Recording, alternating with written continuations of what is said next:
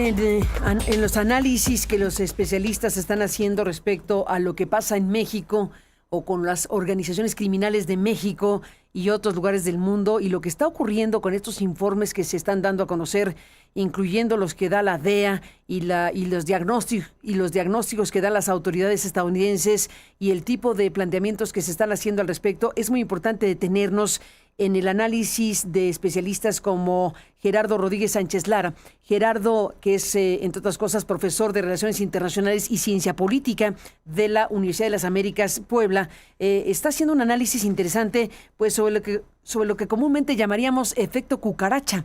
¿Cierto, Gerardo? Buenos días y bienvenido. Gracias por estar aquí. Buen lunes.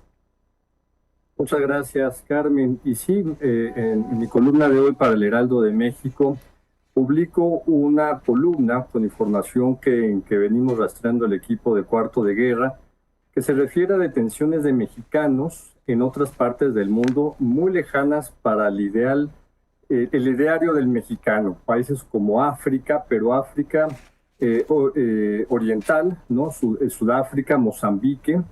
Tenemos el registro al menos de 15 personas que han sido detenidas en África, mexicanos, en laboratorios que han sido desarticulados de producción de metanfetaminas. Y en Polonia también y en Europa, también cerca de una decena de mexicanos en tan solo año y medio. Lo que significa que México está exportando conocimiento químico, biológico, de manejo también de estas drogas para su producción en cocinas, en laboratorios clandestinos, en regiones tan recónditas como África y también Europa del Este. ¿Y por qué es esto? Porque con África, en estos países, en concreto Mozambique y Sudáfrica, tienen muy cerca los laboratorios clandestinos de producción de los precursores químicos de la India y de China. Entonces, en lugar de que las sustancias, los precursores químicos, se trasladen por el Pacífico, vienen por el Indo-Pacífico, por el mar de la India, y van a estos países africanos donde se produce la droga, principalmente para abastecer dos enormes mercados o tres enormes mercados de consumo de metanfetaminas, que es Medio Oriente, Europa, por supuesto, y Australia y Nueva Zelanda.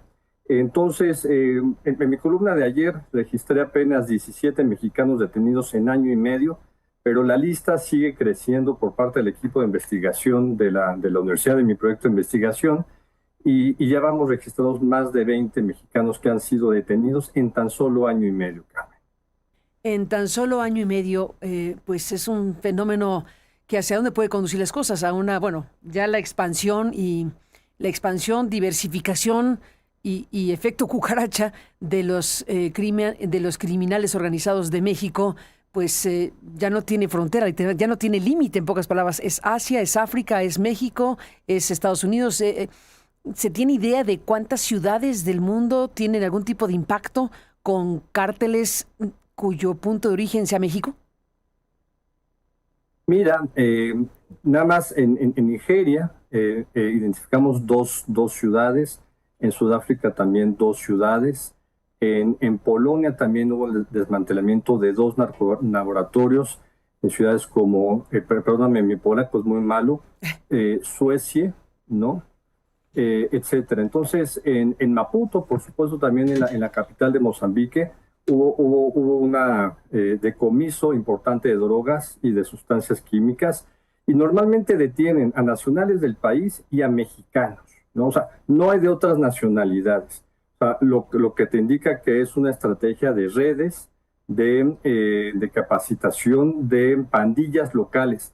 El propio Comando Norte de los Estados Unidos, del Departamento de Guerra de los Estados Unidos, dijo que en 11 de 12 acciones contra estos narcolaboratorios en África hubo presencia de narcotraficantes mexicanos o de nacionales mexicanos, lo cual te indica que lamentablemente estamos exportando conocimiento de procesamiento químico de estas drogas para abastecer mercados muy apetitosos de estas drogas, que es principalmente en esa región.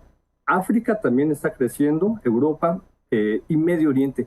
Medio Oriente tiene un aumento muy significativo en el tema de consumos de drogas, precisamente en el informe de la Oficina de Drogas y Delito de Naciones Unidas, Carmen.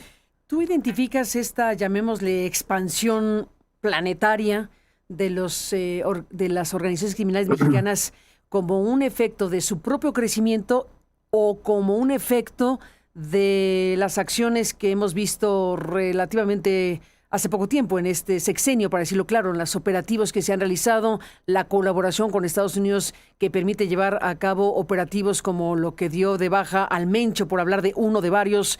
En fin, ¿cuál sería la interpretación del asunto? ¿Porque crecen y o porque los combaten acá? Sí, la primera hipótesis va en ese sentido, Carmen. El efecto cucaracha significa si las autoridades van detrás de algún tipo de organización criminal, estas van a expandir sus mercados, sus redes de operación a otras partes de México o del mundo. Lo que sí estamos viendo es los datos oficiales pues son enormes, son 2.407 laboratorios al último reporte del gobierno federal que han sido desarticulados, principalmente de metanfetaminas. Es una barbaridad lo que se ha hecho en México con inteligencia de los Estados Unidos, pero principalmente con inteligencia de Guardia Nacional, del Ejército Mexicano, de la Armada.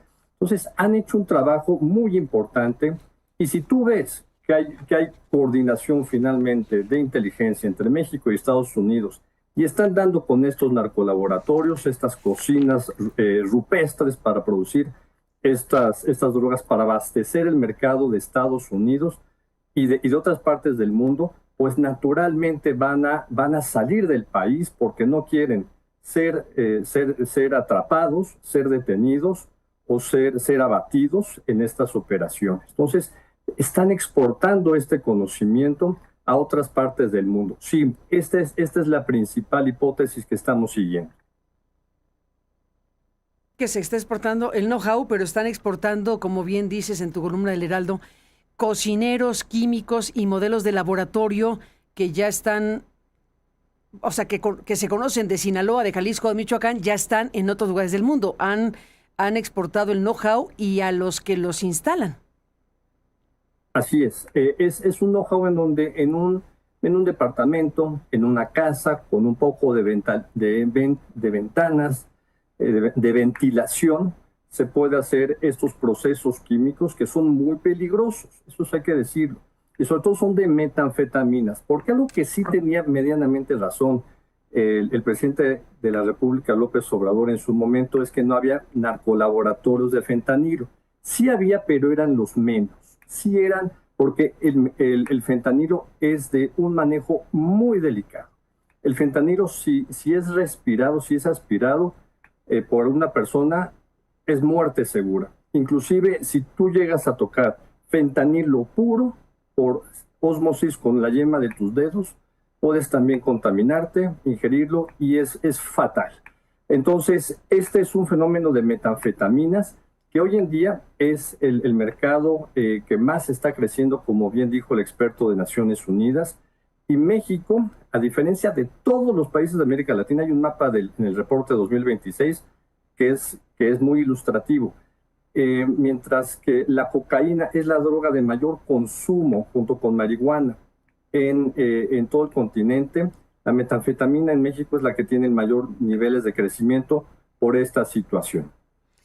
Pues digamos que la tesis o la hipótesis principal en la que estás trabajando, que coincido, que está tomando de referencia la propia postura de la DEA, que está diciendo que el cártel Jalisco Nueva Generación y que el cártel de Sinaloa pues son literalmente empresas globales, empresas criminales globales. Sí, por eso es que se aceleró el tema que era imparable que se fueran declarados como grupos terroristas transnacionales. Porque hay que recordar que estas drogas que se producen en África ahora, ¿no?, suben por corredores en donde hay grupos terroristas también y conflictos, sobre todo en la región del Magreb, ¿no?, en países como Mali, ¿no? Históricamente ha subido esa droga hacia el Mediterráneo y del Mediterráneo hacia Europa, ¿no? Pero ahora estas rutas, también hay que decirlo, también hay detenciones muy importantes de traficantes provenientes de China, ¿no? Y prevención de lavado de dinero de flujos de laboratorios clandestinos en China que traían estos precursores, sobre todo al puerto de Manzanillo y de Lázaro Cárdenas, y de ahí pasaban a los narcolaboratorios entre Chihuahua, Sonora, Durango, Zacatecas. Se producían las pastillas que sustituyen a estas drogas medicinales que consumen sobre todo los americanos, y pasaban al mercado estadounidense. Entonces, también probablemente el que se estén cortando el suministro de estas sustancias activas de China hacia las costas del Pacífico mexicano, están encontrando otras rutas hacia África. Entonces, estamos viendo un cambio de paradigma muy interesante en el tráfico global de drogas. Ni más ni menos, pues te aprecio mucho, Gerardo Rodríguez Sánchez Lara, que nos permitas conocer esta revisión que estás haciendo como especialista y bueno, pues apreciar a los expertos de la ONU, con quien hablamos uno de ellos hoy, esta mañana, que ha hablado del informe mundial sobre las drogas, y lo que tú nos compartes nos da un mapa bastante amplio pues de la complejidad y dinámicas y tendencias que en este momento tiene el mundo de las drogas y los delitos a nivel mundial, y en este caso, tristemente, pues México es un país que toma un papel bastante central. Sí, y Carmen, creo que es algo interesante. Esto ya sucedió en otro caso, que fue Colombia, cuando hubo una ofensiva muy fuerte de Estados Unidos y de Colombia contra los cárteles colombianos. Pues su expertise, sus grupos delictivos de extrema violencia se van a otras partes del mundo. Entonces, lamentablemente, vamos a escuchar estas noticias que mexicanos son detenidos por policías locales en otros países porque estamos exportando la experiencia de tráfico de drogas hacia los Estados Unidos. Ni más ni menos. Pues ahí está, Gerardo. Gracias por estar aquí. Un abrazo y buena semana. Gracias, Carmen. Saludos. Saludos para ti, gracias por compartirnos todo esto. Y bueno, pues esto es lo que se ve desde la perspectiva de un especialista en esta materia. Seguiremos con el asunto y otros puntos. Esta mañana vamos a un